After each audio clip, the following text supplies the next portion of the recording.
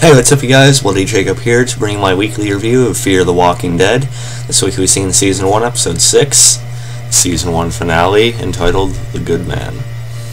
And, yeah, I'll give it some credit this week, actually. You guys know I've been pretty tough on Fear the Walking Dead this season, for its, freshman season and stuff like that. But, I will say that they actually delivered a pretty good season finale, I'd say. Definitely the best episode of the season by far. I don't think there's any real question about that. I mean, I remember episodes 2 and 3 being pretty good, but other than that, they were all kind of okay. This one was probably above each of them, I'd say, in terms of not just, again, I'm not one of those guys that just wants the Walker action and things like that. But in terms of that, not only that, but also character development and character defining moments, this episode definitely delivered above the others, and it actually had quite a lot going on, and I enjoyed it more than I thought I would. I mean, I went into this episode tonight with sort of more of a, not necessarily an open mind, just kind of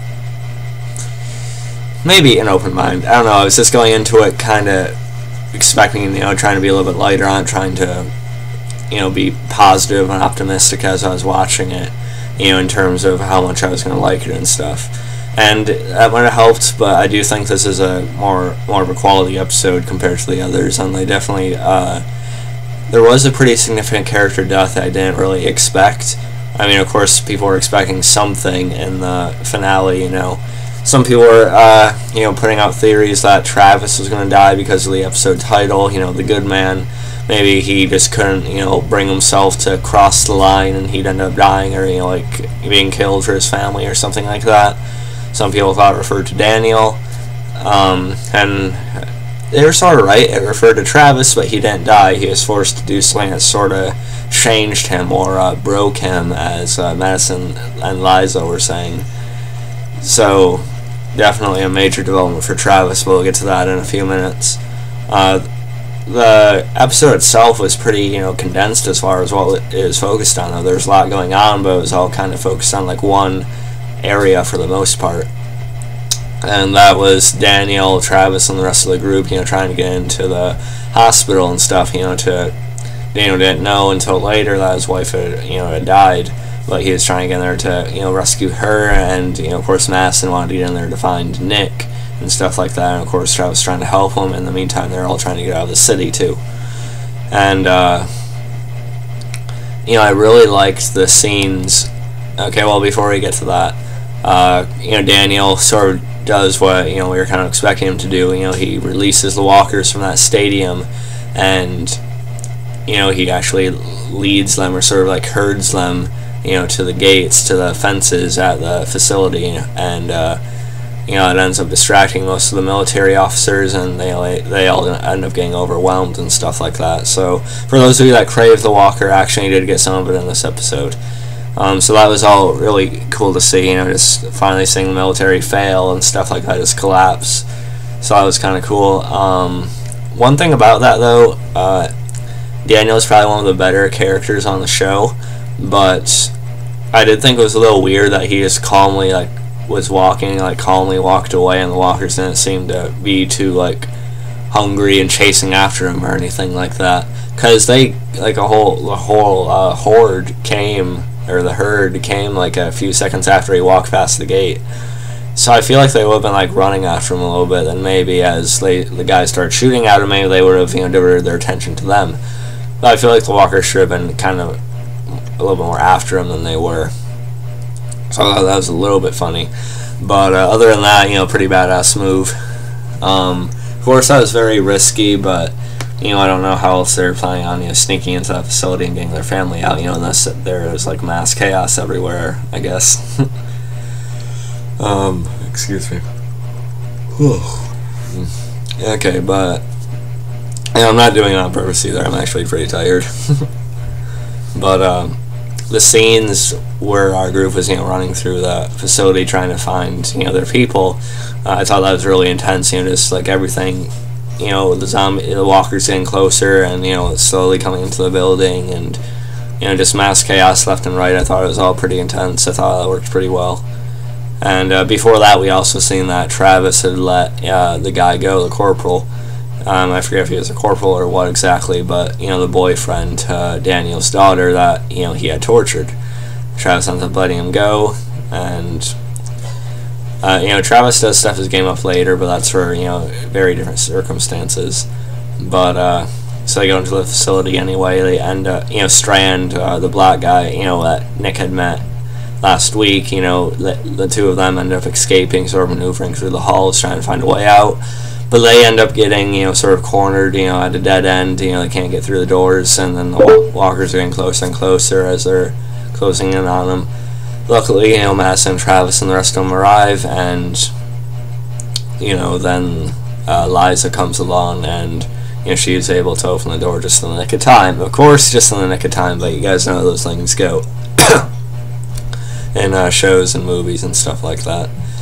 I was actually a little bit worried for a second about Nick there, because for a second I thought they were going to get torn apart there, because he shared a look with Madison that sort of said like goodbye and stuff like that. And for a second I was thinking, are they really going to pull this major of a death, but at the same time I was thinking no, because they really just introduced Strand, so they can't just kill him. That'd be really, really pointless. And luckily they didn't, because Strand is probably the most interesting character to me on the show. Although Travis did become a bit more intriguing, but again, we're getting to that. So I guess it makes sense that they won't kill like any of the main characters in this episode, because we're still getting to know them, we're still seeing them develop, and still seeing, the certain sides of them and stuff like that. But so I thought that whole hallway scene was pretty intense. Of course, the doctor that Liza had been working with, she chooses to stay behind, and she probably ends up killing herself or something like that. And she just kind of lost it. She didn't feel like continuing. She didn't really see the point. She told Liza, yeah, you can get out, but you can't get away from this. It's just gonna keep on, which is true, as we see on The Walking Dead. But of course, our survivors want to try, so we're not running into like another Dr. Jenner situation, So that was good. Let's see. And also they had Alicia and Chris stay behind in the truck or the car, but the military guys come around, and then they end up trying to get the keys from them. Chris tries to fight them off, and there's this one creepy guy who keeps on looking like he wants to rape Alicia or something like that. Chris tries to defend her, and then he gets knocked down. Alicia gives him the keys. They drive off. So there's that. And also, Daniel asks about what happened to Ophelia, his wife, and she says that they tried everything, but she passed away because of the infection and stuff like that. And good acting from the actor who plays Daniel, showing the pain in his eyes, for losing his wife and stuff like that. And also Ophelia, let's see. Give me a second. I feel like I'm getting certain names mixed up here as far as his daughter and his wife. Let me see.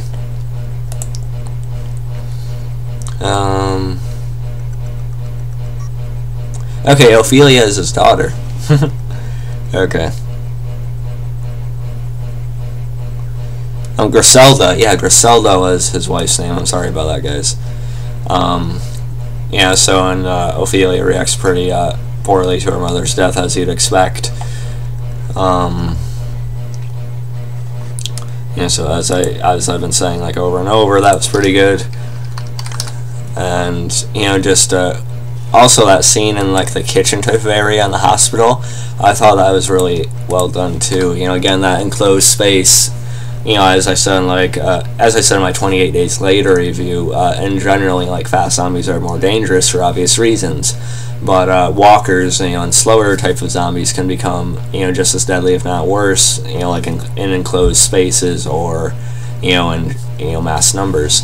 And just a couple walkers thrown into that small of a kitchen area, it's definitely danger, threat. And Liza almost gets bitten, but it looks like she doesn't get bitten, but she's helped out just in the nick of time and stuff like that. and Madison sort of tells Strand about their plan to drive out to the desert and stuff like that, and then Strand brings up how he has a boat, how he has like a thing set up in the water and things like that. He's prepared for this, so apparently he's known it's coming. And that's one of the things I'm interested about for season 2, seeing more about the Strand character, seeing what his story is and how he knows so much about all this. Maybe not so much, but how he's so aware already and stuff like that. And he has that attitude, sort of like Daniel has, sort of like Shane had in the original series, how he grasps what they need to do to survive in this world now.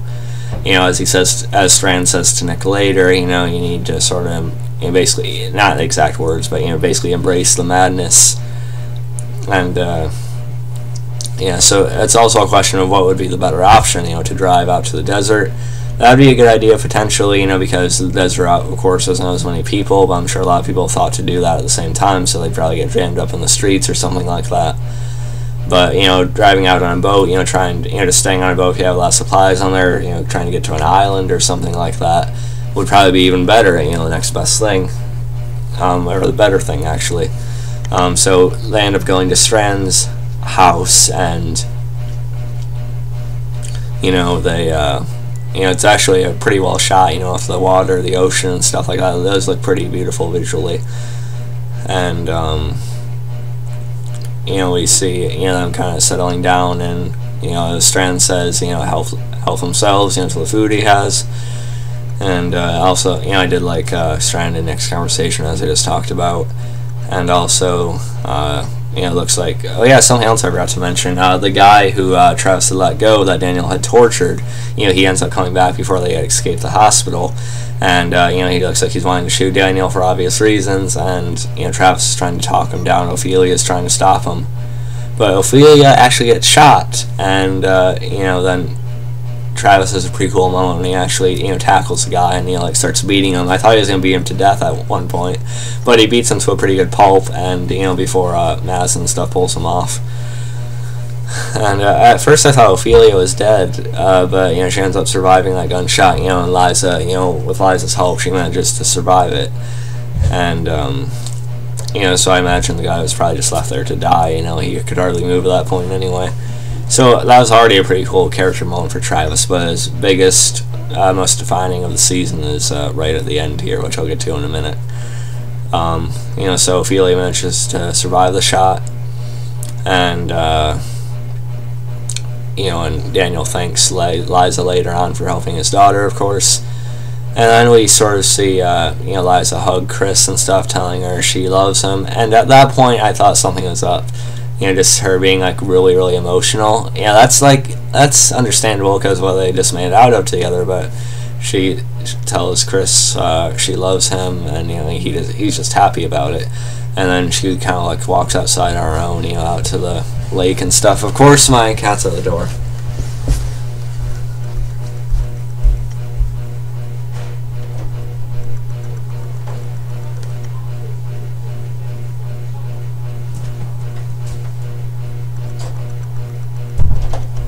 Sorry about this, guys.